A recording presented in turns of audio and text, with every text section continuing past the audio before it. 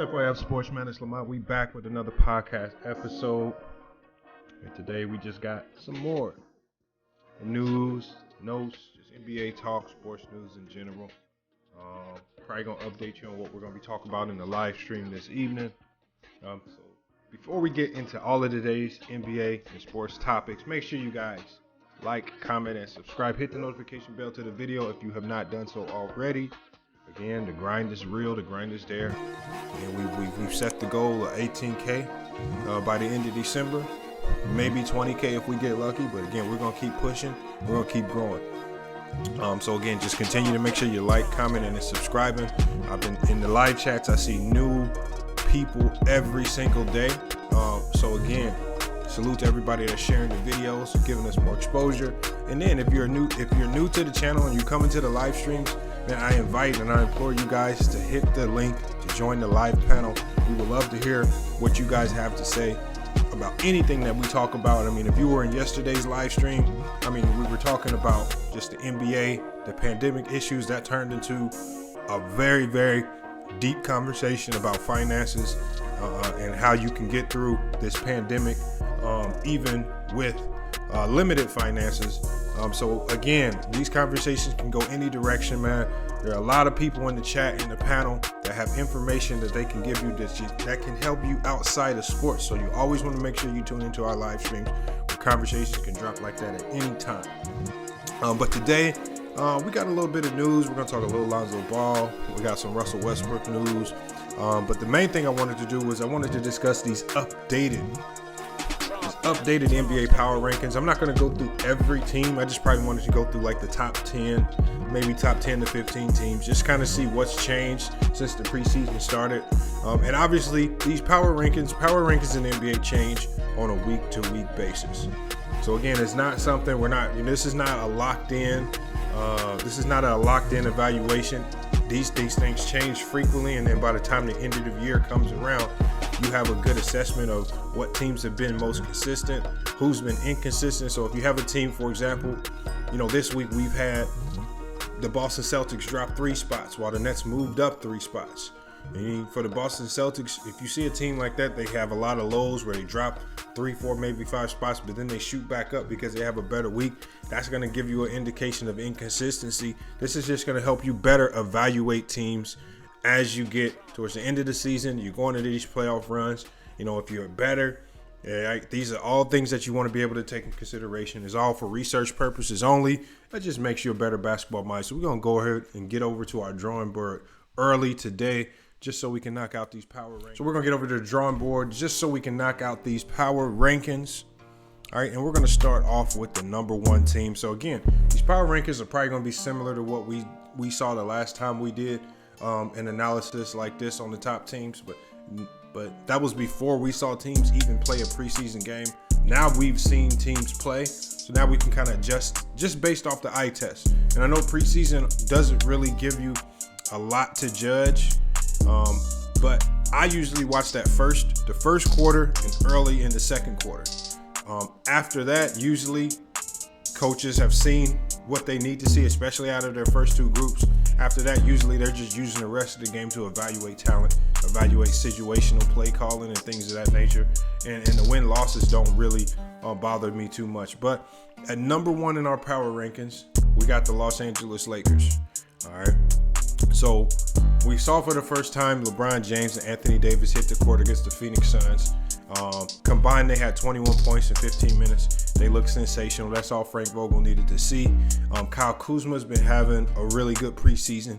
He's been making the 3-point shot at a more consistent clip, so I like that. The only thing that I don't like about the Lakers, and again, this may be me just being petty, maybe just nitpicking, but when I listened to the post-game news conference after the game, and I was listening to Kyle Kuzma talk, they asked him, what do you think your role is going to be with this team? And he said, I don't know. And so for me, when a player doesn't know his role, I think that's a botched assignment on the coach's job. Every player should know exactly what their role is going into the season. Now, I know this is a shortened season, and they haven't had a regular preseason. They haven't had a regular training camp. Everything's been condensed in such a small amount of time. And the Lakers have kind of flipped this roster. So everyone is kind of reevaluating their roles if your name is not LeBron James or Anthony Davis. So I understand. I kind of understand where Kuzma's coming from. I don't want to put all the immediate blame on Frank Vogel for Kuzma not knowing his role. But for one of your top 5 players to say that on live TV, again, a lot of fans may gloss over that. For me, that's a big thing. So I do want to keep an eye on the situation with Kyle Kuzma and the Los Angeles Lakers. I mean, I know he's a great young player in this league, but I just don't like the fact that he came out publicly and stated that he doesn't know his role. But hey, the Lakers are still they're still far and above the number 1 seed in the NBA. There's really no team that's really come close on paper, roster-wise, or even based on what I've seen in the preseason. So we got the Lakers at the number 1 spot. We're going to scroll down here. At the number 2 spot, we got the Milwaukee Bucks. And obviously, you have to put the Bucks here, just kind of based off how they played last year. They've been the best regular season team in the NBA for the last 2 years. They just haven't got things to click perfectly in the playoffs. They ran into a brick wall last year against the Miami Heat. They came up, they had a great defensive philosophy that slowed the Bucks down, on top of the fact that they were playing in the bubble setting, which took away from the home court advantage that this team would have normally had. I think that would have been a big difference, but I think with the addition of Bobby Portis, Drew Holiday, and DJ Augustine, I think that's going to give them a little bit more shooting, a little bit more versatility, especially coming off the bench. That's going to be big to put those types of players around Giannis, so you don't have to depend on him to be the only driver. You don't have to rely on just Chris Middleton to be the only sniper out on the perimeter. I would like to see this team give Pat Connaughton a few more minutes because he's a great 3-and-D guy. He kind of reminds me of a poor man's Joe Harris. He just really hasn't been given an opportunity. So I think they're in prime position to finally make a run to the Eastern Conference Finals. Will they get to the finals? I don't know. The East is extremely deep this year. So Giannis has his work cut out for him. Now, there are rumors floating around out there that one of the things that Giannis Antetokounmpo said is you guys really need to trade for another star guard to come out here. So there have been rumors about either a Bradley Beal or a James Harden trade going down. I don't know if the Bucks are ready to gut this roster just to bring in either one of those guys.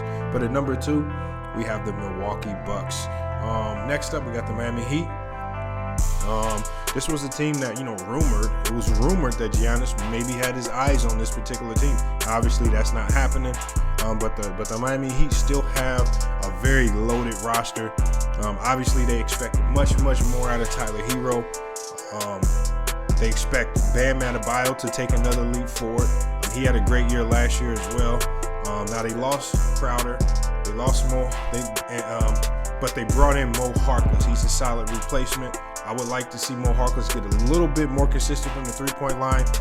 We know that Jake Crowder can knock that shot down at a high clip. Mo Harkless has proven to be extremely inconsistent from the 3-point line, so I would love to see him maybe tighten that up. But I think they got better defensively. I'm not for sure if they got better offensively. I think they're just older offensively. You still got Dragic. You re-signed him. You still have Jimmy Butler. Can those guys stay healthy? Right? Can those guys repeat what they did in the NBA bubble outside of the bubble? And that's going to be the big question for that Miami Heat. But you just got to reward a team like this that's continuing to play well going into the preseason. And they surprised everyone by getting to the NBA Finals. So I think you really have to reward them with this number 3 spot. Next up, we got the LA Clippers. All right. See, and one of the misconceptions about the Clippers is that this chemistry thing, and Paul George shooting off the side of the backboard, that is over with for the Clippers. No, they still have two top 10 players in the NBA. They still got Paul George. They still got Kawhi Leonard. They still got the best 6-man in the league, Lou Williams. They brought in a young guy, Luke Kennard, be more dynamic off the bench, more scoring. You got Serge Ibaka, so you shored up that front line. I mean, you still got Zubac. I think this is a team that is. I think this is the position that the Clippers want to be in. I don't think they want to be the team that sits at the top. I don't think they want to be the team that sits at the top where everybody's saying, yes, they are going to win the championship. We've all forgotten about how good the Clippers were. We've spent time talking about the Nets. We've spent time talking about the Lakers. I mean, we've spent time talking about all of these other teams that could potentially win it, like Boston. We keep sleeping on it. I'm telling you, it's going to come back to haunt us. I want y'all to remember this. I'm not saying that they will beat the Clippers, but beat the Lakers. I just have a funny feeling that everybody looking over the Clippers right now, all right, talking about how they lost Montrezl Harrell and things of that nature, how they don't have point guard play. All of this is going to come back to bite you in the ass, and I promise you that, because this is still one of the most elite teams and elite rosters in the NBA. We allow recency bias to make us forget how great this team actually is. So no pressure on them. All eyes are off of them. I think that's exactly how Kawhi Leonard and Paul George want it. And I think at the end of the day, they're going to be right there in the Western Conference Finals, contending for an NBA championship. Now, how they do in the regular season, I think they're going to be a top 4 seed. I don't know how they're going to play it with load management, Kawhi Leonard, maybe the injury history of Paul George. You have to take all of those things into consideration. They are a solid 4 team, and again, I just have a funny feeling about this team getting overlooked. I would not want to play them in a 7-game series in the playoffs with Tyronn Lue at the helm. All right, next up we got the Brooklyn Nets, and any team with Kevin Durant on it, and then you put Kyrie Irving, another championship quality guard, right next to him. I would say this roster is the deepest roster in the NBA, even more so deep than the Los Angeles Lakers. You have to say that. So when you look at this roster, you got Joe Harris. He can start on any team. Spencer Dinwiddie, he can start on any team in the NBA. Karis LeVert can start on any team in the NBA. And we saw what Karis LeVert did by himself in the NBA bubble, helping to keep the Brooklyn competitive. You still got DeAndre Jordan. All right. So when you look at the core of this team, I mean, going deep and going into their bench, when you go into their bench, they have 3, 4, maybe 5 guys on that bench that could start for other NBA teams. And I haven't even mentioned guys like Taurean Prince or Landry Shamet. And Landry Shamet started for the Clippers last year.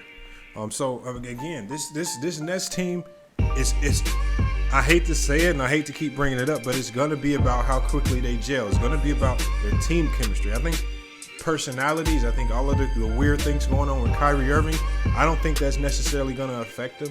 I think a lot of people troll Kyrie Irving and troll those situations, but I think in that locker room, I think it's just going to be about how they play on the court together. I don't want to see a type of offense where it's your turn, my turn with Kyrie and KD. I would like to see more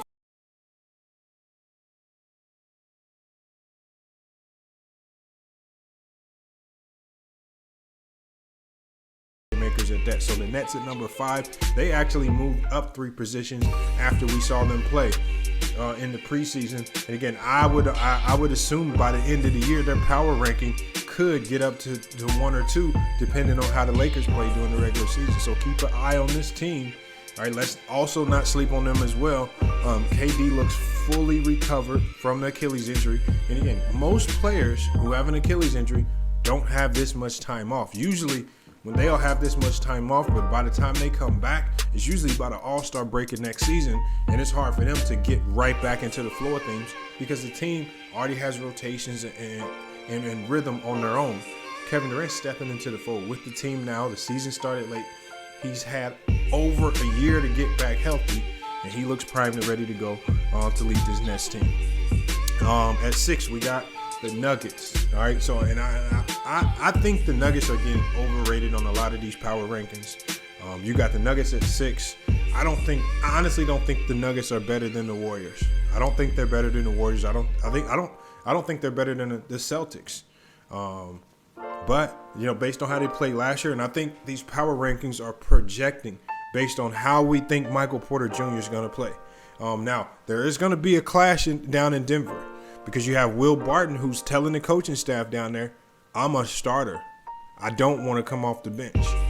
And then they have Michael Porter Jr., who looks like he's next up to be one of the next great young players in this league. where do you find the middle ground in that type of conflict? Is Will Barton going to request a trade and want to get up out of there? And if you lose Will Barton, that can help you. I mean, losing Will Barton, depending on what you get back, can really hurt your depth on this team. And so after already losing a guy like Jeremy Grant, they cannot afford to lose a great scorer and defender in Will Barton. And Will, if it were me, if it were me in this team, I would definitely send Gary Harris to the bench, and I would start Will Barton alongside of Michael Porter Jr. Gary Harris is great defensively, but offensively, he just comes and goes far too much. He's too inconsistent. So I think Will Barton would play that role much better. But we'll just have to see on that. But since the preseason started, the Nuggets have moved up one position on these power rankings. Again, I feel like that ranking's slightly too high, but we'll see once the regular season starts. At 7, now we see the Celtics were at 4 last week. They dropped 4 positions. I mean, after seeing this team play without Kemba Walker, to me, they don't look good. They don't look good, especially defensively, which is weird for a Brad Stevens team. I think they looked a little sloppy, and I think they easily fall into that category of playing your turn, my turn with Jaylen Brown and Jason Tatum, because these two players are so similar. Their numbers mirror each other. They don't counter each other. You know, Jaylen Brown does not complement Jason Tatum in what he doesn't do well. They play exactly the same, and now they find themselves trying to get the same type of production that they normally get, but they're both playing the same roles. One of the positives that he did was they got rid of Gordon Hayward. They brought in Tristan Thompson. We've yet to see Tristan Thompson yet. Hopefully we can see him in a preseason game soon. Daniel Tice is going to be out today. In today's preseason game. So, I mean, I wish they would have done more to shore up that front line. Maybe they may have to make a push for Andre Drummond. I think they will have to make a push. I wish they would have used Gordon Hayward's contract to do so. That would have been much more effective than bringing in a Tristan Thompson. Because the one thing Drummond has shown you is that he's durable. He doesn't get hurt. He's always available. And he's going to give you exactly what you need on the inside, which is the defense, which Drummond's came out this year and said his goal is to be Defensive Player of the Year. The Celtics would love to have a player like that on their team, a guy who's more focused on being the Defensive Player of the Year as opposed to scoring the ball all the time. If we look in the past, we got Daniel Tice out there shooting threes. We got Enes Kanter. All he is an offensive rebounder, and he can score close to the rim, but defensively he's terrible. They need a big in there with that mindset of, I want to be the Defensive Player of the Year. One of the positives you can take away from this team definitely is Peyton Pritchard, the guard out of Oregon. He played lights out in his first game, 16 points. But again, it's still preseason. I need to see it a little bit more. But Boston drops 3 spots to the number 7 position. At 8, we got the Toronto Raptors. Again, the Raptors way too high for me, way too high. If we look at what they lost in the offseason, again, you lose both of your bigs. You only bring back Boucher. I mean, Boucher's good. I have Boucher as one of my most improved players this year. But you've lost so much. I mean, they have they're led by Kyle Lowry, Fred VanVleet, and Patrick Siakam.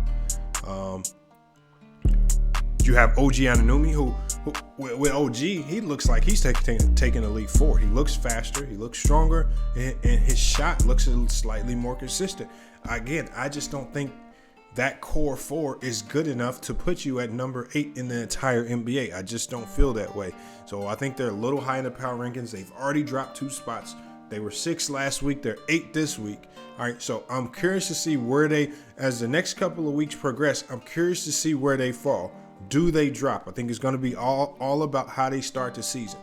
And when and my big thing was, again, in these preseason games, I'm watching the first quarter and the beginning of the second quarter. Those are the only 2 things in these preseason games that are going to mirror an actual NBA game. And when we saw them play against the Pelicans in that first game of the preseason, the Pelicans easily dominated this team in the first quarter and early second quarter. Then when they started going to their bench, when they started trying new rotations, bringing all of these guys in, that's when we saw them lose the lead. But again, I don't read too much into the third and fourth quarters in the NBA. I don't read too much into it because they're not normal third and fourth quarters. The starting group, the starting 7 guys for the Pelicans really outplayed everybody on that Toronto Raptor team in the first and second quarter. Next up, we got the Sixers. Now, I would like to see the Sixers a little bit higher. I think the Sixers right now are way better than the Raptors. I think they could be better than the Nuggets because, man, you got Ben Simmons and you got Joel Embiid, one of the best young duos in the NBA. All right, you add Danny Green, you add Seth Curry. I like that. The Al Horford, they got rid of Al Horford's contract. They have some salary cap space now to work with if they do want to bring in an extra guy before the trade deadline. I don't think they're going to trade for James Harden. Again, I think they're really going to see what they have in Ben Simmons and Joel Embiid. And I think in this shortened season, I think this bodes well for this team right here. I think this bodes well for them. So hopefully Doc Rivers can get this team together. Get them winning games on the road. I'm just telling you, just like a few other teams that I've spoken of, like the Clippers, let's not sleep on the 76ers. I think this is a low ranking for them. Now, they were ranked 9 last week. They stayed 9 this week, but expect to see them go up at the 10 spot. And this is the last spot that we'll go over, and we'll go over some honorable mentions as well. We got the Utah Jazz. The defense kind of got worse over the offseason. They were able to bring in Derek Favors. He's older, though, so I don't know how much of an impact he's going to have. You still got Donovan Mitchell. You still got Bojan Bogdanovic, Mike Conley Jr. But, again, this team, to put them at 10, again, we haven't even come across the Golden State Warriors yet and Steph Curry. Can I honestly say that the Utah Jazz are better than some of these teams below them? Like, if I go down and look, like, the Utah Jazz are not close to being better than the Warriors at full strength. With Draymond Green, with James Wiseman, with Steph Curry, Kelly Oubre, Wiggins, and Eric Paschall, I don't think the Jazz are close to being as good as that Golden State Warriors team. I can even go down to the Blazers with Damian Lillard, CJ, and Yusuf Nurkic, all right, and Carmelo Anthony. I don't think they're better than the Blazers, but these power rankings have them better. So again, expect a lot of changes in these power rankings. I just think right now a lot of teams are getting glossed over. I think we're going with the hype surrounding a few teams, the hype surrounding a few guys. I think there's a little too much hype surrounding Luka Doncic. He's a great young player. Will he win MVP? I don't know. Is he going to be in the running? Possibly. But let's hold the horse because we still got guys like LeBron in the league. We still got Anthony Davis. All right, we still got Kevin Durant. We still got Kawhi Leonard. We still got Paul George. We still got Russell Westbrook. All right. We still got Bradley Beal, who's on the rise. He really hasn't had his breakout year yet, even though he averaged 30 for most of the year last year. Let's hold the horses. There's a lot of great players in this league. I mean, Luka will get his turn. He's probably going to be next up. But as it stands right now, when we're talking about players who can come in and really put a team on their back and get them to the finals, Luka's not ready to do that just yet. Luka's going to fill the stat sheet up. He's going to make it look good. He may hit some crazy shots. He's going to may hit some few buzzer beaters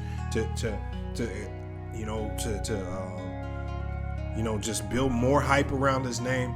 But I'm just telling you guys, hold the horses on the Mavericks right now because without Kristaps Porzingis, they're not winning anything.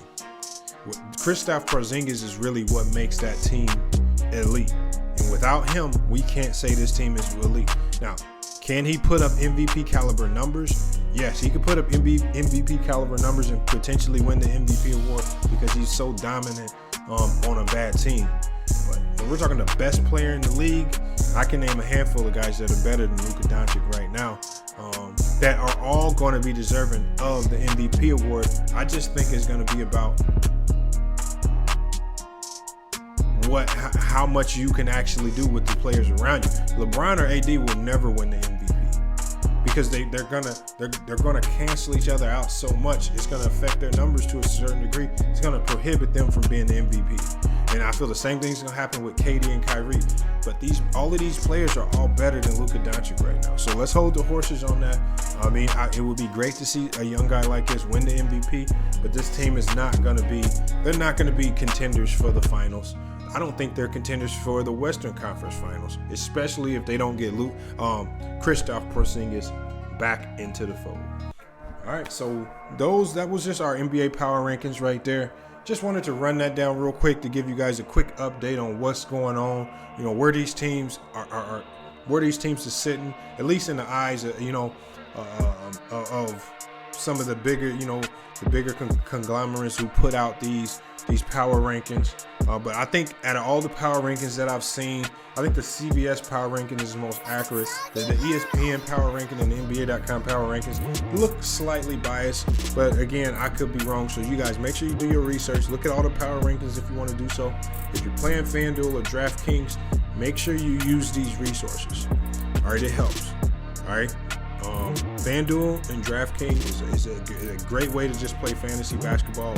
For me, for some, you can play what you can, $1, $10, $100, whatever you can do. But it's a fun way to not just stay engaged in the game, but it makes you and forces you to study the game, study players, study tendencies. At the end of the day, just makes you a better student of the game. So make sure you guys check out FanDuel. We're going to be doing some FanDuel lineups next week. So we're going to go live. When we go live, we're going to put the screen up. And what we're going to do is we're going to allow the community to help put together the best FanDuel lineup. All right. And I just want to see what we can come up with as a community. I think that would be awesome to see us win a FanDuel contest and we all put our heads together to come up with the best FanDuel lineup possible. So when we do that, I'll explain to you guys how I select my teams. I'll show you some of the successes that I've had in the past, and we can talk about what we expect out of this season, especially with fantasy numbers, players' minutes possibly getting limited, COVID-19, how that's going to affect travel. Maybe teams like the Raptors who don't truly have any home games, how this is going to affect them. Are they going to be still good FanDuel selection? So again, we got to look at it from that vantage point right there. So we're gonna transition into a few other news and notes that I wanted to touch on today. Another story that I wanted to touch on, again, yesterday you saw us talk about the James Harden situation and what's going on down there. And a story just came out of Washington today where Russell Westbrook kind of elaborated on why he wanted out of Houston. And it says Russell Westbrook was concerned about the Rockets' laid-back culture during his one-year stint. It says the Washington Wizards guard mentioned that the Houston Rockets were quite laissez-faire on how they managed or failed to manage James Harden. And he even went on to elaborate more. It says Westbrook was not pleased with some of the things he experienced in Houston. It says the culture in Houston catered to James Harden's whims. It says, among other things, he got excused absences for being late from practice, and he would often have a quick jet trip to Las Vegas or another city he wanted to party in. He said that apparently did not sit well with Westbrook, who was well known for being a major part of an Oklahoma City Thunder team with more structure. All right. And so, again, this is coming from Russell Westbrook. Now, this is coming from an actual teammate of James Harden. Yesterday we talked about why are these reports coming out now? Are they being done intentionally to diminish his trade value so he's not tradable? He's already a hard asset to trade as it stands right now, but he's even more untradeable now when stories like this come out. And then these stories are coming from his own teammate in Russell Westbrook. Russell Westbrook says that James Harden would take quick jet trips to Las Vegas or other cities just to go party. All right, he got excused absences and from being late to practice. And again, if you guys have played on a higher level, D1 or up, you know that being late to practice or missing team walkthroughs, that's a big no-no in NBA. For lower tier guys, if you're on the end of that bench, those are the types of things that could get you kicked off and cut from the team immediately. All right, because this is a job. It's about professionalism. All right, and you're getting paid a lot of money. You're getting paid a lot of money to play a game. I mean, the least you can do is to show up to a practice or a walkthrough on time. All right, and I think sometimes it gets to the point where we gotta lock in, especially when the season starts, because this is your job. We gotta forget about some of the partying. We gotta forget about some of the other things, and we just gotta get to our job. That's what you signed up for. This is the contract that you signed. So I think it's just curious that Russell Westbrook now has came out and voiced his opinion on this. And just kind of considering all the drama, just looking at all this drama that's coming out now, all of these stories that are coming out, the issue with James Harden not reporting, it's no surprise that Russell Westbrook requested a trade to get up out of there. Now, it's unfortunate that John Wall had to get traded there in the process, but it may have been a blessing in disguise because Boogie Cousins and John Wall are looking great. And Boogie Cousins has already came out and said, look, we're not going to beg James Harden to stay. We're not going to try to recruit him to stay on a team he's contractually obligated to play for. They'll respect whatever decision he makes, but it's up to him on what he wants to do. Does he want to stick around, put all of the headaches and the beefs and the silliness to the side and say, you know what, this is the team that I'm on for the foreseeable future. We're going to try to make it work as long as I'm here. Is he going to do that? Now, I saw storylines out there today indicating, will James Harden throw games to force a trade? One thing that you cannot do to force a trade in NBA today is you cannot throw a game to force a trade. What that does is it makes you even harder to trade when you do that. Why would I trade for a player that's intentionally throwing games? Because you at the end of the day, ultimately, you know that if he's unhappy with your team, these are things that he could be doing to get out of your organization. Teams look at all of this stuff. So again, it's for research purposes only. But again, when you guys see fake news titles and these names, things like that, these things are nonsensical. They don't make any sense at all. All right, we got to look at these. We got to look at these stories and situations from a more intelligent perspective. All right, will James Harden throw games? No, James Harden is not going to throw games. All right, for one, throwing games is illegal. It's actually a federal crime.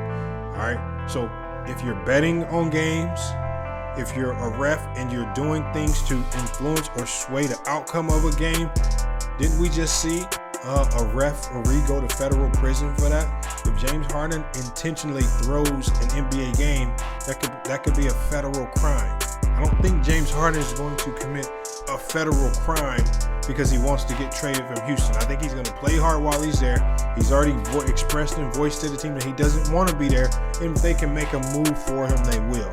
But again, like I said, I just wanted to bring you guys a more intelligent take on that particular issue right there. I don't want that to just sit out there in your minds as if that's something that could actually happen in an NBA game. That cannot happen in an NBA game. No NBA players going to risk their career to throw a game because they're disgruntled or mad at management. Now, what you may see is, as in football, you could see guys sit out, or that's what some guys do. That's not intentionally throwing game. You're just not participating until you're paid. Now, if James Harden said, you know what, I'll take the fines, I'll take the loss in salary, and I'll sit out until you guys pay me, that would be the way to handle it. But for him to play and then to go as far as saying that he will throw games, again, let's be smarter, y'all. That's not a very intelligent take. I told you, bad take TV. Stay away from that type of stuff right there. Stay away from that. Again, that's just going to have you all over the place. It's going to have you confused. All right. And then when you indulge in those types of conversations, you probably get even more confused. All right. Because you can get led to believe that it's actually a real thing. That's completely fake. That's fake news. All right, in our last story today, man, I just wanted to kind of give you guys an update on what's going on with Lonzo Ball and the Pelicans. I know we talked about, and at least we talked about him a lot on this channel as he ended the season in the NBA bubble, how bad he played, inconsistent, didn't look like he was locked in.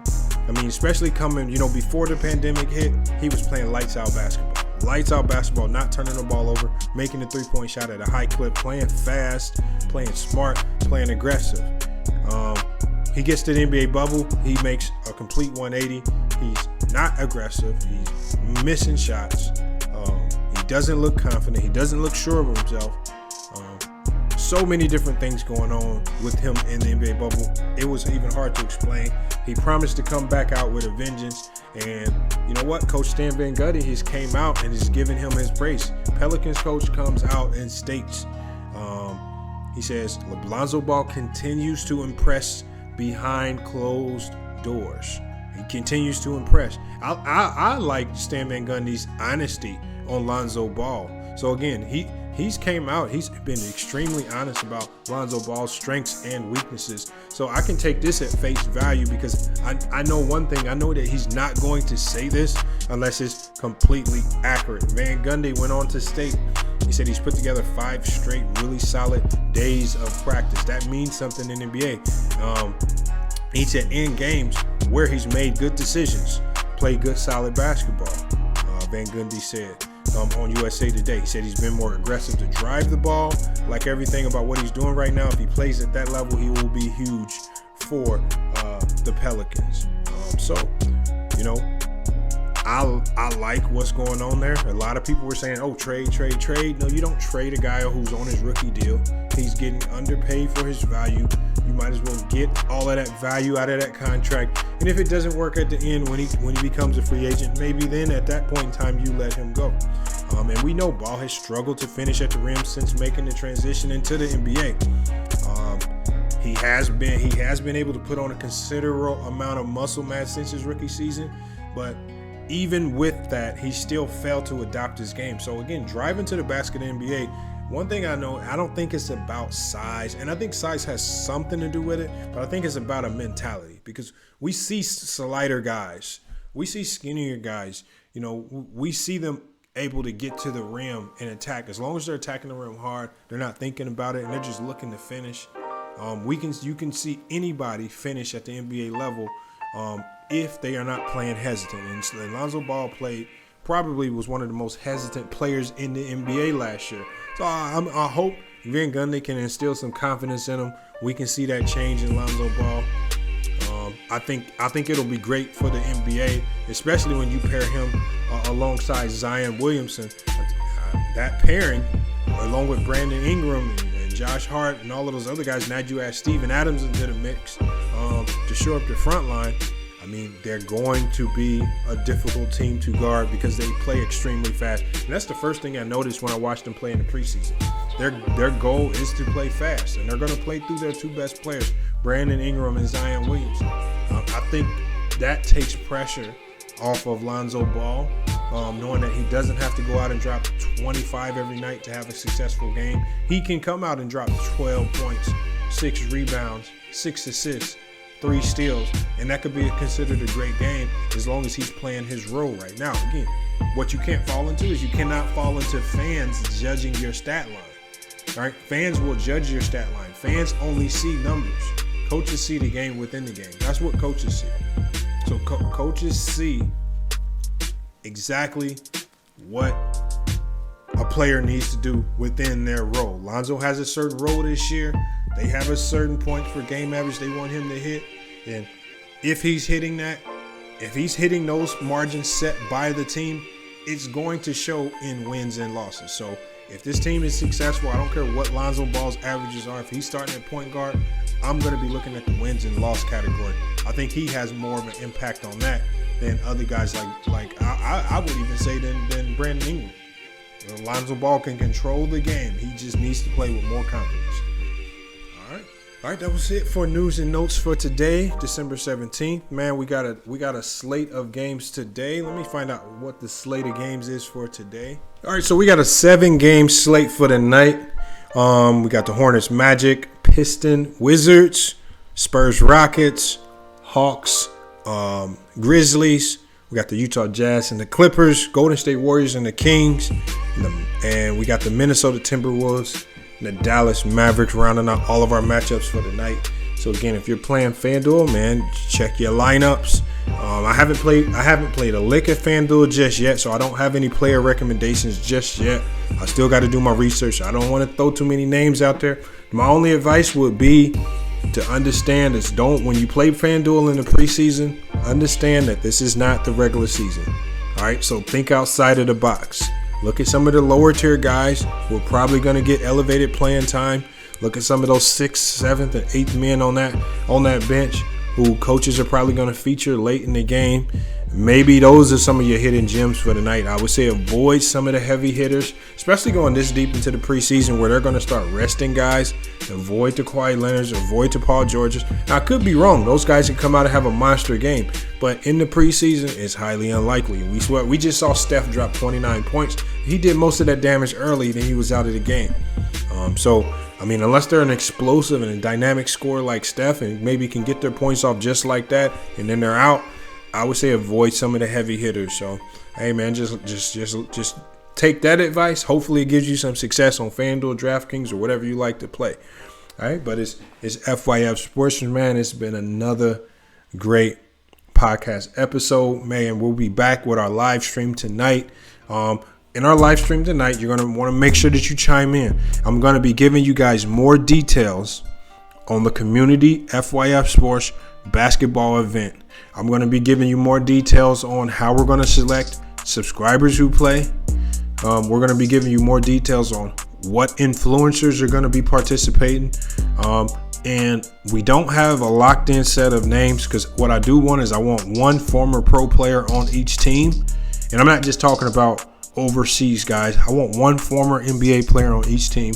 And the one thing I want to tell you guys is when we have our community basketball game, I want it to be competitive. I want it to be fun. I know sometimes when you have these influencer games, sometimes they can turn into like a dunk fest or just, like an all-star game. No, I want this.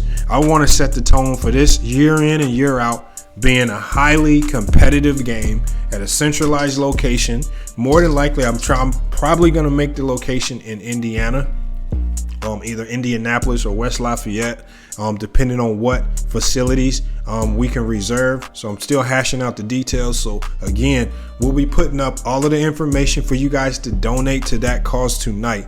All right, we need you guys to donate to that cause to make that happen, because with the elevated prices of reserving court time in certain facilities and gyms, prices are sky high now because of the additional precautions that these facilities have to take because of the pandemic. So we do have a sponsor who's willing to match up to $5,000, maybe even more. So again, we got to collect the donations. We need to raise at least $5,000. We need to raise at least $5,000 to make this event happen. More if possible, but again, at least $5,000 just so we can start hashing out some of these finer details, so we can give you guys a centralized location, and then we can also start talking about, we're going to bring in musicians. All right, we're going to have an after party. We're going to be doing all of that. So again, make sure you guys tune in tonight's live stream for the first 10 to 15 minutes. We're going to be breaking down the details for that community event game, the potential dates, locations, all of that, and more importantly, how to donate to that cause so that we can get this event rocking. Again, this is something that you've never seen. A lot of YouTubers don't like to do this. They're scared to do it. Again, I have no problem with interacting with you guys. The reason why I don't have a problem interacting with you guys, I'm not going to sit here and call you guys out your name on the live stream and to create a toxic situation where if I do meet one of my subscribers, it's going to be awkward because I've spent the last 6-7 months calling you out your name. No, we don't do that on FYF Sports, man. It's all respect. It's all love. When we get on the basketball court, again, maybe the trash talking can start then, but when the game's over, we shake hands. We go out to eat, we go party, we go do whatever, but that's what we're trying to build here at FYF Sports. So again, more details coming in tonight's live stream. You don't want to miss it, baby. It's FYF Sports, man. It's been another great podcast episode. Make sure you guys like, comment, and subscribe. Smash the like button if you haven't done so already. We are grinding. The goal is to get to 20K. 18K, if again, one of those two goals need to happen, but as long as we keep growing, I don't care. Hey, it's FYF Sports, man. It's been another great podcast episode.